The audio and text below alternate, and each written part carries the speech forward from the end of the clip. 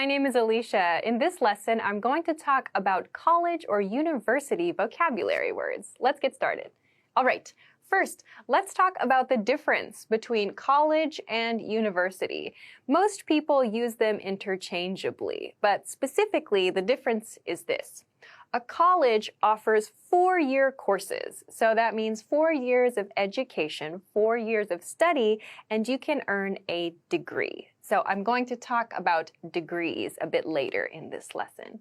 So a college offers 4 years of education, 4 years of study to get a degree. For example, I got into a good college. I got into a good college. So got in means I was accepted to. I was accepted to a college as a student. I got into a good college.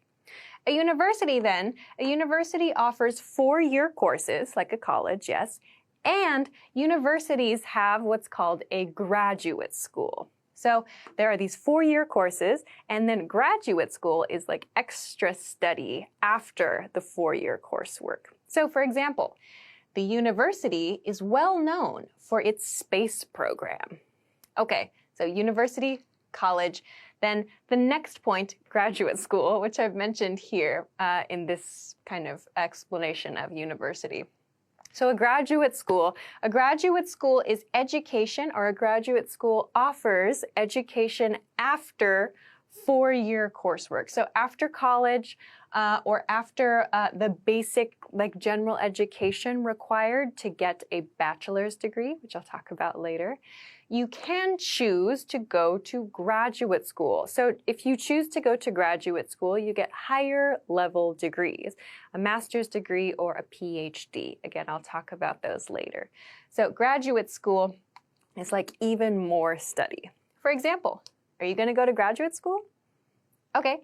The next word is TA. TA. A TA is a teaching assistant, a teaching assistant. So this is someone who is an assistant to your instructor. So in most cases, in colleges and universities, there's one instructor. This could be a professor, it could be an associate professor, it could be like a visiting guest lecturer. There are many different types of instructor, and the definitions can change depending on the college or the university. But in general, there's one instructor, and the instructor may have a teaching assistant, or there may be more than one teaching assistant. These teaching assistants help the instructor with the class.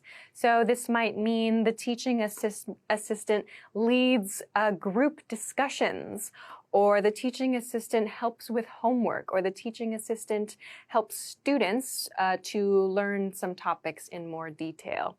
So teaching assistants are often graduate students. So a graduate student is a student in the graduate school. So it's very common for a graduate school student to work together with a professor in the graduate school in the same topic, and the graduate student gets some extra credit or has maybe a part-time job as a teaching assistant for the professor. So they have the same subject, they have the same topic of study, and the teaching assistant works together with the professor in this way. So for example, in a sentence, he got the reading assignment from the TA. He got the reading assignment from the TA. So this might mean my classmate received our week's reading assignment from the TA, from the teaching assistant. So TA is a very common way to abbreviate, to shorten teaching assistant. Okay, on to the next expression, or the next vocabulary word, which is syllabus. Syllabus. Syllabus refers to a course schedule and overview. In most colleges and universities, you get this document, this physical document, on the first day of class. It's very common for the first day of a course to be like an orientation day. So that means you learn all of the important days, you learn all of the materials you need to gather for the lesson, you learn everything you need to know about the class. So a syllabus is very important because it teaches you when all of your exams are going to happen. It teaches you, or explains rather, it explains all of the other important dates, like the dates for assignments, deadlines for assignments. It will give you the assigned readings. Usually there are some things to read for your lessons. And it'll also give you contact information for your professor, for your TA, and so on. You'll typically find information about the grading scale for your class too.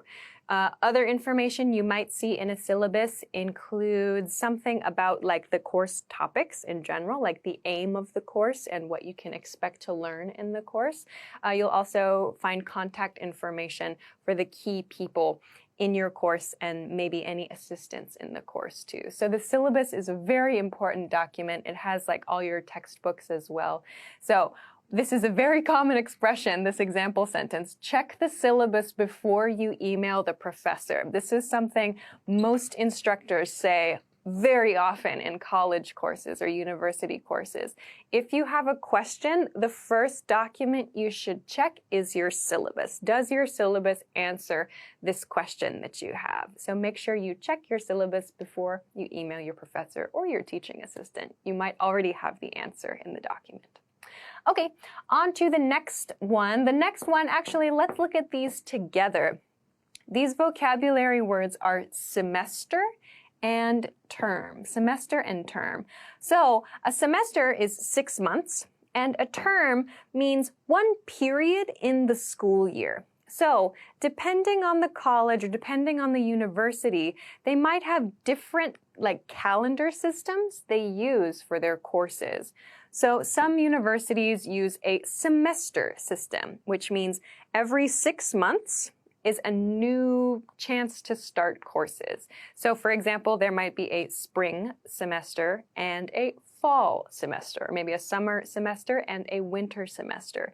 So that means courses are for 6 months at a time. So you take the same lessons every day or every week for 6 months, you finish it, and at the end of the semester, at the end of the 6-month period, you have a break, and then you start a new semester, a new course, a new group of courses.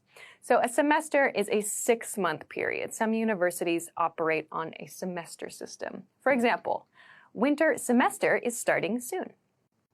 Then a term means one period in the school year. So a semester can be a term. So one period could be 6 months. So we have 2 terms in the school year, so 2 semesters.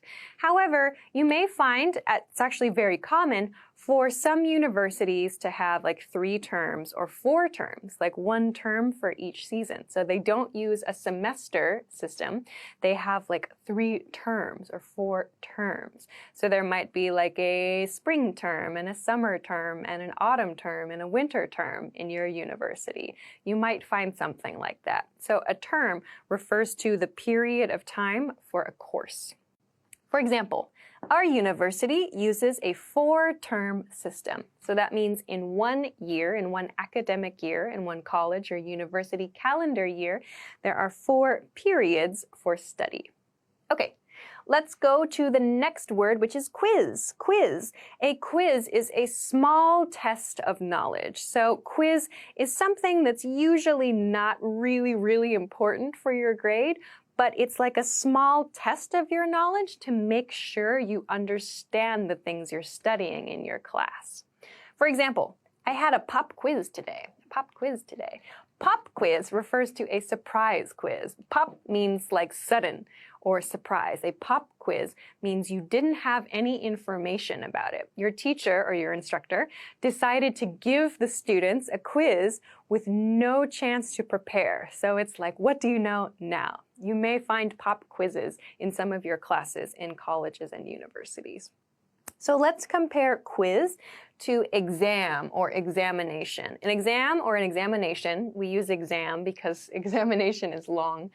An exam is a large test of knowledge. We typically, in university level courses, have 2 exams. We have a mid midterm exam and a final exam. So I just used the word midterm. So midterm means in the middle of the period. So for example, in the middle of spring term, I'll have a midterm exam. So that means this term, this period is halfway finished. We're going to have a test of knowledge, a midterm. So mid refers to middle, a midterm exam and a final exam. So final exam refers to a test that happens at the end of the course. It is the final test of your knowledge from that course. For example, we need to study for the final exam. Okay, the next word is thesis. Thesis. A thesis is a document that students prepare in order to graduate and receive a degree. So many universities and colleges require a thesis. So you need to make a topic of study, or you need to choose a topic of study to write a document about and give a presentation about to your instructors, and they'll decide if you get a degree or not based on your work. So depending on the university, there may be different requirements. You may not have to prepare a thesis document, a big thesis document for a bachelor's degree, or there may be some different requirements, but a thesis is a very common thing that many students need to prepare in order to graduate. So it's common for a thesis to be a paper document and to be a presentation. You need to present your ideas to the instructors at your university in your department. For example, what's your thesis title? So we choose a title for our research, or a title for our topic. Okay. The next word I've mentioned is degree. A degree. A degree is a certification of knowledge in a subject from a college or a university. So a degree is physically the paper certificate you receive after you finish a 4-year course of study or more if you go to graduate school. So a degree is like the thing you receive at the end of your studies. For example, I finally got my degree. I finally got my degree. All right. The last group here, these are types of degrees. So after 4 years of study at a college or university, you'll receive what's called a BA or a BS in most cases. So BA stands for Bachelor of Arts. BS stands for Bachelor of Science. So there are these two groups. If you study something that's in the arts, so that means humanities, maybe something that's more creative, you'll receive a Bachelor of Arts. If you study something in the sciences, so like chemistry, physics, biology, math, you'll receive a Bachelor of Science. So depending on the type of study you do, you'll receive one of these two. We call this a bachelor's degree, a 4-year degree typically. The next type of degree, the next step up, is called a master's degree. A master's degree is something you get by attending graduate school. So after you finish 4 years, you decide to continue your studies, you attend a graduate school, and typically a master's program, a master's degree, requires maybe about 2 additional years of study. So that means 6 total years of study in order to get a master's degree. You may also hear this just called a master's, similar to bachelor's degree, which we often just call a bachelor's. I got my bachelor's in something, or he got his master's in architecture. So when you want to introduce the topic of your study or the title of your department maybe, you use in, a master's in architecture, or she has a BA in linguistics. So linguistics means like the study of language. So we use the preposition in after our degree and before the topic of study. Finally, PhD. PhD is the highest level of certification you can receive. So PhD means Doctor of Philosophy, or we also call it a doctorate. So Doctor of Philosophy is the highest level of certification you can receive. And yes, philosophy is in the title, but that doesn't mean like your topic of study is philosophy. It just means you have the highest level of recognized knowledge in that subject. So we can use PhD as a title and we can use it to talk about our degree. For example, she's a PhD. So that means she's a doctor of philosophy, and we usually include like the subject or the topic of study that she received a PhD for. So she's a PhD, or he has a PhD in economics. So we can use both of these patterns, he has or she is. So both of those are commonly used to talk about people with PhDs. So a PhD often takes a lot of time. It can take, after a master's degree, which is maybe 6 years, it can maybe take another 2 years to maybe even up to 8 years to receive a PhD. So like medical doctors receive PhDs. It takes a very long time, and in many cases, a lot of money in order to get a PhD. So these are some very important keywords that you can use when talking about colleges and universities and your studies. So I hope that this was helpful for you. Thanks very much for watching this lesson, and I will see you again soon.